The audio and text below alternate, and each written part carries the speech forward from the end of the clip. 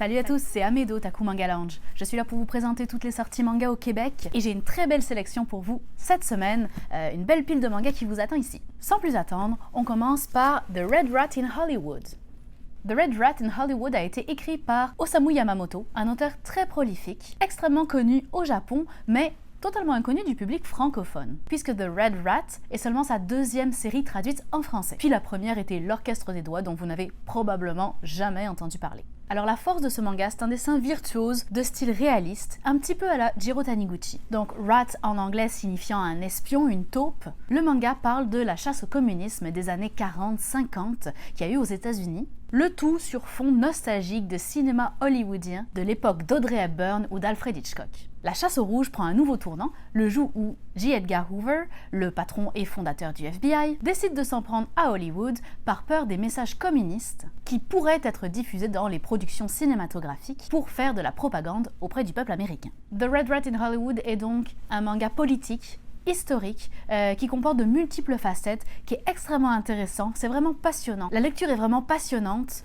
beaucoup de textes, beaucoup d'informations, c'est pas un manga qui va se lire en 20 minutes, c'est également un bel hommage au cinéma, bref, une lecture que j'ai tout bonnement adorée, donc The Red Rat in Hollywood. On poursuit avec un manga bien différent, c'est Nako, un shonen global manga. Donc global manga étant un terme qui est utilisé pour désigner tous les mangas qui sont produits en dehors du Japon, donc toutes les œuvres de bande dessinée qui veulent imiter le style manga, soit au niveau scénaristique, soit au niveau graphique, soit évidemment les deux. Et ici c'est une œuvre française plutôt réussie qui nous parvient. Alors c'est encore écrit par un rappeur français, on avait déjà eu Devil's Relics il y a quelques temps qui est écrit par un rappeur. Je ne sais pas ce que les rappeurs français et le manga ont à voir en commun, mais toujours est-il que celui-ci est quand même plutôt réussi. Il semblerait que ce soit son premier manga, il y a quelques petites choses un peu maladroites, des plans ou des découpages un peu maladroits surtout. Au niveau du scénario, c'est un shonen neketsu, tout ce qu'il y a de plus classique. Un développement de héros qui va devenir de plus en plus fort, de l'aventure, de la magie, des pouvoirs, de l'humour, de l'action, du combat. Les graphismes sont un peu spéciaux mais on s'y habitue bien. Quelques plans larges vraiment sympathiques, très très beaux que je vais vous montrer tout de suite. En plus pour une fois les pages sont correctement numérotées donc c'est très facile pour moi de retrouver les dessins. On parle de ce plan que j'ai beaucoup aimé et également celui-ci. Donc notre héros, Nako, est élevé par sa tante, il a mystérieusement perdu ses parents et il doit bientôt passer le rituel des convaincus. En gros, c'est un rituel qui fait de lui un homme du village et plus un enfant. En gros, c'est un rituel qui va le faire passer de l'âge enfant à l'âge adulte, si on veut. Il se rend donc dans la forêt pour une durée indéterminée. Mais avant d'y aller, il a comme un mauvais pressentiment. Ce pressentiment s'avère fondé puisque son séjour dans la forêt ne va pas se passer comme prévu, pas forcément de la manière dont vous imaginez, et pour ça, le scénario est quand même assez surprenant. Je m'attendais à quelque chose de très prévisible, puis finalement non, fait que j'étais très agréablement surprise. Donc malgré quelques incohérences, autant graphiques que scénaristiques, c'est un manga qui est très plaisant à lire et que je vous conseille, c'est Nako. On continue avec ce titre original, Kakushigoto, qui est la nouvelle œuvre de l'auteur de Sayonara Monsieur Désespoir. C'est un manga humoristique, je dirais même un seinen humoristique. Il y a plein de petites notes en bas de page comme c'était une œuvre autobiographique qui sont absolument hilarantes. Il y a beaucoup de références, manga ou autres, beaucoup de second degré aussi. En fait, c'est un manga totalement hilarant. Je dis autobiographique parce que ce manga met en scène un héros qui est mangaka, dessinateur de manga. Il est un petit peu particulier parce que il est papa d'une petite fille, et c'est un papa poule. Il adore sa fille, il la couvre beaucoup trop, et donc il veut cacher à sa fille qu'il exerce le métier de mangaka, tout simplement parce qu'il écrit des mangas érotiques. Alors on va suivre à la fois ce personnage principal, mais également sa fille, on va grandir avec elle, situation cocasse après situation cocasse, la vie de nos deux personnages va se dérouler de façon plus ou moins mouvementée. Bien évidemment, la jeune fille va très rapidement se douter qu'il se passe quelque chose de pas net derrière le métier de son père. Et donc le manga est se présenté comme une suite de petites scènes comiques, vraiment de façon épisodique. Donc c'est Kakushigoto. On poursuit avec Magus of the Library. Un superbe shonen à la croisée des chemins entre l'atelier des sorciers et Maggie de Labyrinth of Magic, avec des dessins absolument incroyable, digne de Bright Stories. La devise de Magus of the Library, c'est « Protéger les livres, c'est protéger le monde ». Une formule qui me touche particulièrement, puisque j'adore les livres. Ce manga est un très bel hommage au livre et à la lecture. Ça fait un petit peu penser aussi au manga Le Maître des Livres, mais en moins adulte, moins sérieux. Au niveau des dessins, comme je le disais, c'est absolument incroyable. Richesse des costumes, détails dans les décors. On est complètement dans l'univers des Mille et Une Nuits. Voilà quelques planches pour vous montrer de quoi je parle. On y suit un jeune garçon, différent des autres garçons du village et persécuté à cause de ses oreilles pointues. Il est passionné par les livres, mais l'accès à la bibliothèque lui est interdit formellement à cause de sa constitution de pauvre. Un jour, des responsables de la grande bibliothèque nationale viennent pour faire une tournée des bibliothèques en région. Notre jeune héros va faire leur connaissance et ça va être le début de son aventure avec les livres. Alors dans Magus of the Library, on rêve, on voyage, c'est fascinant. Et puis on a un très beau cliffhanger à la fin de ce tome 1 qui nous donne clairement envie de continuer cette série. C'est la mode de ces séries un petit peu de style bohème avec des univers à la Miyazaki, Ghibli, et clairement on aime ça. En plus celui-ci est particulièrement réussi, donc c'était Magus of the Library. Notre manga suivant est d'un genre bien différent, il s'agit de Genocidal Organ. Le manga est une adaptation du light novel qui est d'ailleurs sorti en même temps. Alors avec Genocidal Organ, on est directement plongé dans l'action. On est dans l'ambiance avec cette montagne de cadavres amoncelés. C'est ultra violent comme choc de début de lecture. Des gros plans sur les enfants, les femmes, les vieillards qui sont tous massacrés. Personne n'a songé à les épargner. Ainsi que sur une immense fosse commune remplie de cadavres. Tout est dessiné à la main. C'est simple, c'est beau. Ça ressemble à ce style-là. Et puis ça fait un petit peu penser à Fire Punch, autant au niveau des dessins que du scénario.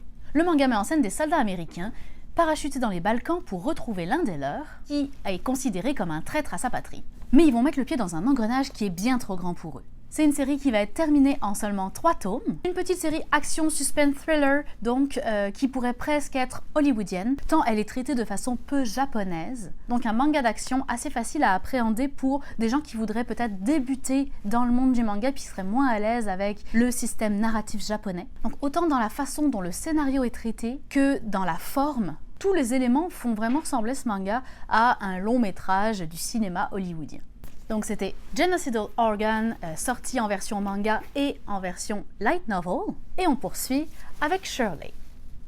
Vous aurez sans doute reconnu le style puisque Shirley c'est le premier manga de Kaoru Mori, auteur désormais mondialement célèbre du grandiose Bright Stories mais aussi du victorien Emma. Shirley est une série courte en seulement 2 volumes qui avait déjà été éditée en français par le passé, mais qui était restée très discrète. Donc aujourd'hui, maintenant que son auteur a rejoint le panthéon des maîtres du manga, on espère que ce petit bijou rencontrera un meilleur succès auprès de nos lecteurs. Kaoru Mori fait partie d'un des précurseurs d'un genre de manga, le josei. Le josei est un genre à mi-chemin entre shoujo et seinen, qui s'adresse à un public plus mature, qui met en scène la plupart du temps des héroïnes fortes, des femmes inspirantes et sur des thématiques souvent féministes. Donc un exemple de josei connu, évidemment Emma et Bright Stories de Kaoru Mori, mais aussi plus récemment Arte ou Marion, Isabella Bird ou encore Reine d'Égypte. Tout en ayant été un des précurseurs du genre, Kaoru Mori a sublimé le genre en soutenant ses propos par des dessins absolument sublimes. Alors bien évidemment, Shirley étant sa première œuvre, le dessin est un petit peu moins abouti que ce que vous avez pu voir dans Bright Stories, mais on y sent déjà les prémices de ce qui fera bientôt le succès de cet auteur. L'histoire, ou plutôt les histoires, se passent à Londres au XIXe siècle, en pleine Angleterre victorienne. Je dis les histoires car cette petite série de 2 volumes regroupe 5 histoires courtes, mettant en scène le monde des domestiques de l'époque. On y explorera les relations complexes entre maîtres et serviteurs, mais aussi la situation sociale des femmes de l'époque. Et ce, quel que soit leur rang, leur naissance, leur âge, toutes sont des femmes fortes et inspirantes, des battantes, prêtes à tout pour défendre leurs convictions, envers et contre les conventions sociales et les carcans de l'époque. Un très joli manga donc à découvrir, c'est Shirley. Le manga suivant s'appelle The Isolator. The Isolator est scénarisé par l'auteur de toute la série des Sword Art Online, mais dessiné par un auteur différent. Reiki Kawahara est décidément un auteur très prolifique et qui sait comment plaire à son public. Tout le mystère de ce premier volume tourne autour d'un orbe, une petite boule noire qui a pénétré le cœur de notre héros et qui semble avoir exaucé l'un de ses vœux. On se pose beaucoup de questions au début de ce premier volume. Quel est cet orbe exactement? D'où vient-il? Quel pouvoir a-t-il exactement donné à notre héros? C'est assez incompréhensible. Quel pouvoir a-t-il donné à notre héros? En quoi est-ce que ça va changer sa vie? Pourquoi l'a-t-il choisi lui en particulier? Toutes ces questions trouveront réponse au cours de la série, mais pour l'heure, le mystère plane. Action, pouvoir, grand méchant sanguinaire et jolie fille. Un cocktail gagnant pour tous les fans de shonen fantasy et d'isekai manga. A noter qu'on a reçu les tomes 1 et 2 en même temps et que la série se terminera en seulement 4 volumes. Donc c'était The Isolator. Et on termine avec Hell's Paradise, un shonen fantasy somme toute assez violent avec un héros qui ressemble à Ken Kaneki de Tokyo Ghoul. L'histoire se déroule à l'ère Edo, au Japon. Donc, samouraï, ninja, geisha, c'est le Japon traditionnel qui nous fait tous rêver. Sauf que pour notre héros, la vie est un enfer vivant. Il n'a aucun rêve, aucune ambition, ne connaît aucun plaisir. Il n'a aucun rêve, aucune ambition, aucun plaisir, pas même dans les massacres qu'il perpétue au nom de son clan sans aucune pitié. Son surnom, il est connu dans toute la province sous le surnom de le vide. Sauf que le jour où il est enfin capturé, les bourreaux s'aperçoivent qu'aucun châtiment ne parvient à lui ôter la vie. Ainsi, que ce soit décapitation, incinération, écartèlement, il s'en sort toujours mystérieusement indemne alors qu'il ne semble attacher aucune importance à la vie. Jusqu'au jour où il va faire face à une exécuteuse pas comme les autres, qui va le pousser dans ses derniers retranchements, révéler au grand jour sa vraie nature et lui proposer un marché. C'est le début d'un manga shonen, d'aventure, de fantasy, mais avec un héros qui est déjà puissant, donc un shonen qui s'adresse à un public un peu plus mature, je dirais 14 ans et plus. Donc c'était Hell's Paradise. Et je termine avec l'élection de mon top 2 de la semaine. Alors c'est Magus of the Library puis The Red Rat in Hollywood. Magus of the Library pour ses dessins magnifiques, pour le message qu'il colporte avec cette ode à la lecture, cet hommage au livre, et le côté très très fluide de la lecture qui se fait très très bien. Puis The Red Rat in Hollywood pour le côté historique très très bien documenté, qui nous en apprend beaucoup sur les États-Unis des années 40, tout en nous plaçant dans le milieu du cinéma, ce qui permet de rendre la lecture très très fluide également. C'est là-dessus que je vais vous quitter. Je vous dis à la semaine prochaine et je vous souhaite une bonne lecture.